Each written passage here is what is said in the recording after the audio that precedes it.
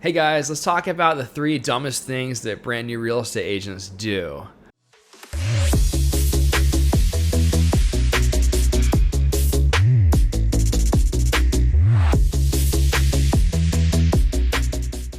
The biggest mistake I see right out the gate is agents just lose momentum as soon as they get started. They spend all this time taking classes and studying for the exam, and then when they finally get their license, they take a break and think that their job is over, when in reality it's just beginning. They now need to learn how to make money, and they need to do it quick, because if you get a win, that win will propel you, whereas if you don't get any clients, it's going to put you down and make you not want to continue. And so momentum is key. So you need to make sure you're staying busy and really putting in the work. No one's going to make you do this. You need to be strategic and intentional about what you're going to do and how you're going to make money in this business. The second huge mistake I see is a lot of agents think they just know it all getting started. They come from some sort of sales or real estate background, and they think that by getting their license, they'll be able to get clients out the gate, when in fact, it just isn't that easy. There's a reason why 90% of agents do not renew their license. This is not an easy career, and being a know-it-all isn't going to help you. You need to be open-minded to learn.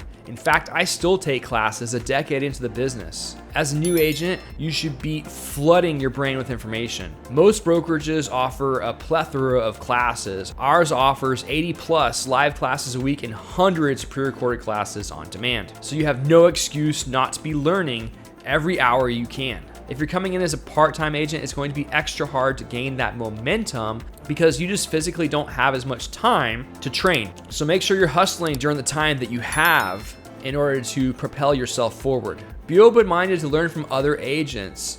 If you think you're the best out there, then you're not going to keep an open mind to learn what other people are doing. When I first got started, I was actually calling the top agents that I could find that were willing to talk to me so I can learn what it was they were doing. And finally, a lot of new agents are very short-sighted. Obviously, you spend a bunch of money to get your license, so you need to get money as quickly as possible, but the long game is still more important. If your focus is short-sighted, you're going to miss out on tons of opportunity in the long run. So look at your long-term goals. Don't look at your goals of next month. Look at your 5-year goals. What do you have to do to get the business where you want it to be within 5 years? What do you have to do today? As long as you're constantly looking forward way ahead of time, you're going to end up getting results that do pay you today and will pay you over and over and over tomorrow. There's a lot of examples of this. I've had new agents turn down a listing because they weren't willing to pay them the commission they wanted. They were unwilling to discount their commission. Well, you just lost that listing.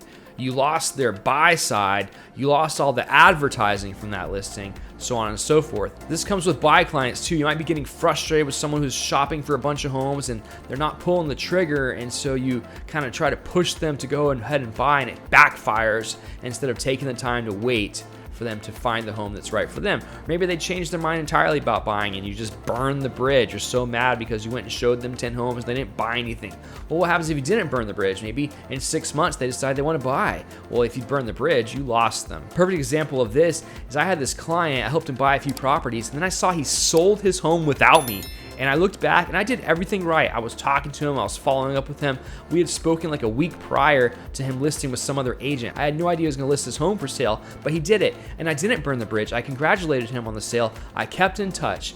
Fast forward, he bought another home, an even bigger one, and he used me as the agent. So those are just the top 3 things that I see agents do that really just needs to be cut out. There's no reason to do that. It's just shooting yourself in the foot.